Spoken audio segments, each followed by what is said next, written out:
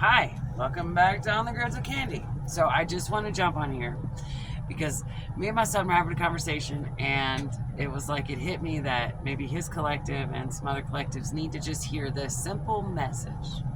And I can say it. The reason that I was able to even help in this is because it was an experience of my own. So here it is. When my son has wanted to do something, wanted to go on, try something new, a creative experiment, or a creative experiment was the wrong word, a creative journey to create something. Okay, and he's been wanting to do this for a couple of years now, and he keeps on saying, he tried it once for a couple of months and it just didn't do anything. So he decided, maybe I would love to do that, but maybe it's not for me, right? And then he said he started this past year, since 2025, he started saying, even for Christmas, he asked for things that would help get him to this creative project that he wants to do. So that's what I got him. And he just keeps thinking in his mind how he wants it. So he won't start. Here we are, he hasn't started. And it's April. And I say to him, why haven't you started? And that's what he's saying. Well, I don't have this and I don't have that. And I say, but you have everything you need to start. Yeah, but I don't have this, and this is how I want to see it. And so I had to make sure he understood when we are especially when it's creative, because you can say when it's your destiny or when it is part of your path, but really creativity, when it's something you really want, you see yourself in the future. He is seeing the vision he has is when everything is how he wants it.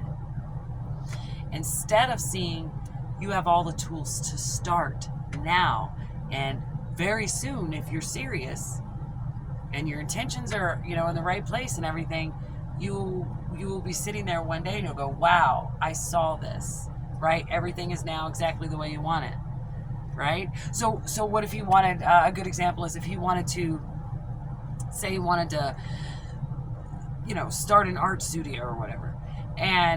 But he had the building and he had the paint and he had the canvases, but, he didn't have the right furniture, the beautiful, grandioso way he wanted it to look. He couldn't get to the point where he just goes into the building and hangs the paintings. And then that's what brings forth the money and everything he needs to have this vision that he sees of exactly the way it is. It's perfectionism that catches us every time. And that's because you see the finished project. You see the finished project, and now your mind will not allow you to start without all those elements in place. Well, since we got that all worked out, I'm looking across from him and he's over there doing his dream. See, that duh, right? And sometimes, like I said, when you visualize something, you're visualizing it to its full extent, or as far as you can see, the finished project. No, you're never going to start with that. With these channels, I never saw the finished project, and I'm not finished, but I'm saying, like, even with my channel, Miss Candy's Line, I knew I would end it one day, but I just didn't foresee all these other elements. But I did see a vision. I had a vision, and then all these things were in place. And so some of the breaks I would take, I would be like, well, I don't have, that's why I'm not doing well. I'm seeing the finished project.